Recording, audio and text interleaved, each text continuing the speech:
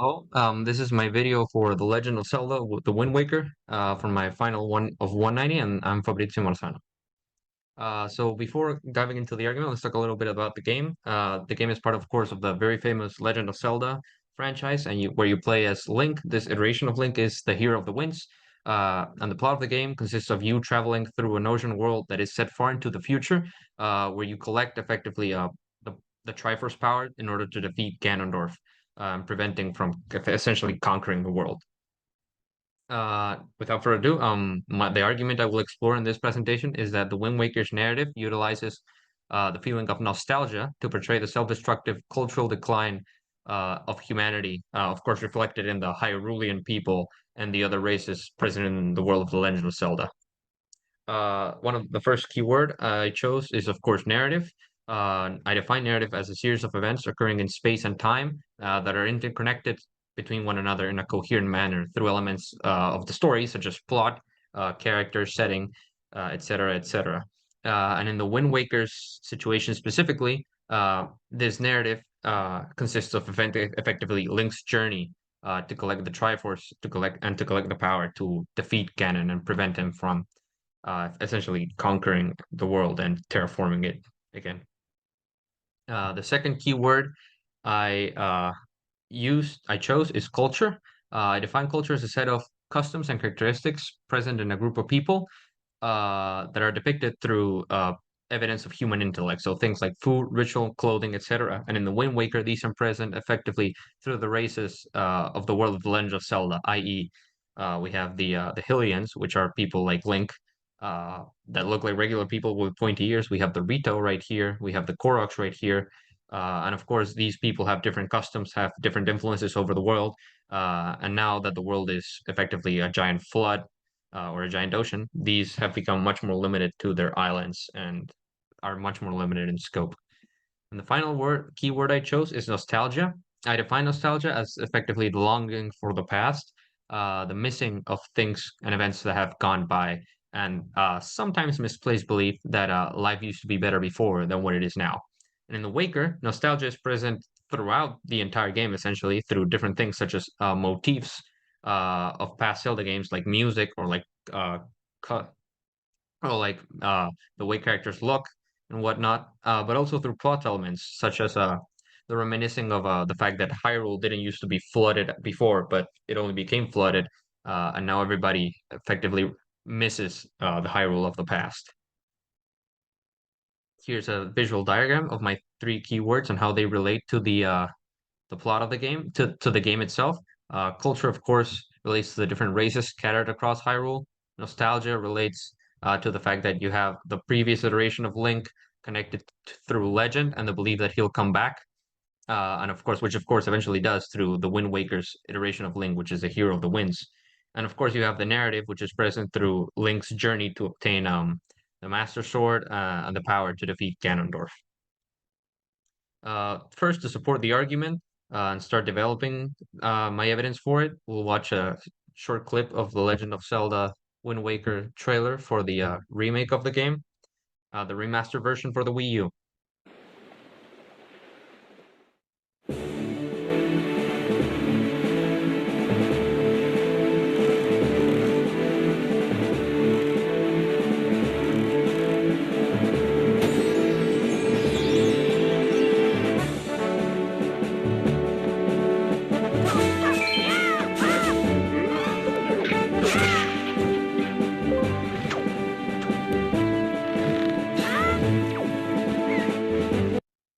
Okay. So, what can we see in the trailer, and how does this support the argument? Well, in the trailer, we see obviously a vast, very isolationist world. We see Link traveling through the ocean in his boat alone, besides his boat himself, which is the King of Hyrule, but that's kind of like a spoiler. And of course, the fact that Link is just traveling through a mostly empty ocean, just from island to island, reflects a decline in society, a vast emptiness of people, because of this giant flood that happened in the past, and that the gods effectively caused in order to stop Ganondorf from conquering the world. And of course, society has culturally declined into this marine wilderness. Uh, the music from the trailer itself also generates a sense of adventure, and yet also creates nostalgia because this music is also quite present. Its motifs are present in past iterations of the Zelda game, such as Ocarina of Time and Majora's Mask. And so players who've played those games can remember them as well, and thus have a sense of nostalgia for the Hyrule that has gone by and has been culturally declined into this vast ocean of nothingness. Another uh, piece of evidence in order to support my argument and developing it is, of course, the art style and setting of the game. So I've already talked a little bit about the setting and how it's on a mostly empty ocean. But if we talk about the art style, it's very cartoonish and it diverges a lot from the previous 3D Zelda games that were in a way more realistic and more gritty, especially Majora's Mask. And of course, this is to create a stark contrast between the Hyrule of the past and the Hyrule of the present. Not necessarily that it has been in decline, but that it's just very different nowadays. There's been massive changes, which of course are reflected through the fact that now it is mostly ocean and therefore has its cultures, its peoples have declined. The Gorons, the Hyruleans, the Rito, they have all become more limited in scope and have become more isolated in their islands because of this chaotic flood. Uh, also, even though this art style diverges a lot, there is still iconic Zelda imagery, however, such as Link's outfit, the Korok leaves, etc., that connect the game to its forgotten past in the narrative. Uh, and yeah, uh, another point that helps build my argument is the plot on the antagonist's, aka Ganondorf's motivations to do what he does in the game. What is Ganondorf's motivations? Because these are really important. And Ganondorf is actually what he wants is he wants to bring Hyrule back uh, by using the power of the Triforce to make a wish, which will be to bring Hyrule back from the bottom of the ocean. Uh, and of course, this already shows that Ganondorf effectively feels nostalgic for the Hyrule of the past. There's this quote of his that says, "So many pathetic creatures scattered across a handful of islands, drifting on this sea like fallen leaves on a forgotten pool. All of you, your gods destroyed you." So here, obviously, Ganondorf is reminiscent of the Hyrule of the past and how the gods flooded Hyrule in order to destroy it instead of letting it fall into the hands of Ganondorf. So Ganondorf, of course, is recognizing this as the cultural decline of Hyrule, as a fall of this massive kingdom into basically a notion of nothingness through his nostalgia of the past. And we know he feels nostalgic because of this second quote that says, "My country lay within a vast desert. No matter when it came, the wind carried the same thing, death. But the winds that blew across the green fields of Hyrule brought something other than suffering and ruin. I coveted that wind, I suppose."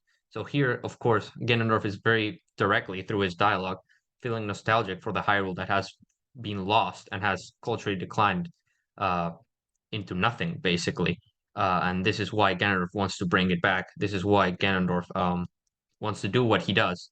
Uh, this is why he wants to gather the Triforce, because he knows or he feels like the world has gone into a massive decline, and thus he wants to bring it back so that he can conquer it again.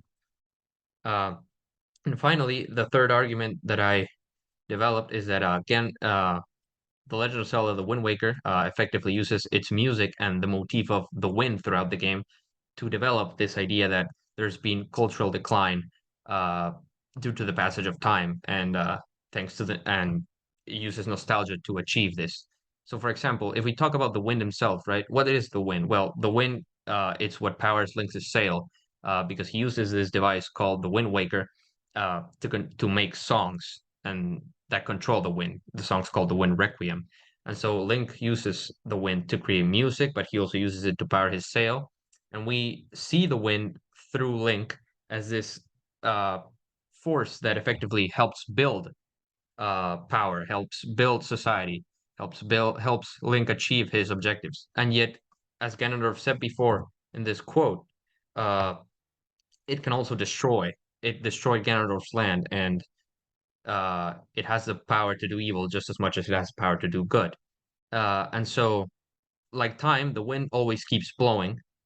It can be for good or for bad, but it carries the culture of the past, but also reforms the future anew. So, for example, let's hear a little bit of the.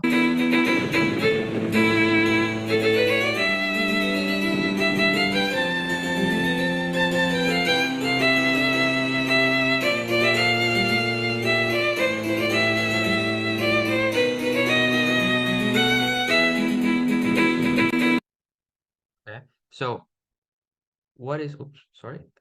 So why is this song important? This song is from the Wind Waker, but it is also, as I said before, uh, as I mentioned before with the trailer, a repetition of the musical motif of previous Zelda games. This melody is also present in these games, and so it carries, in a way, not just the culture of the past of the Hyrule itself from the Wind Waker's narrative, but it also carries the culture of the previous Zelda games that the player can feel and thus empathize with the cultural decline but also with the reminiscence of the past in this specific video game as well.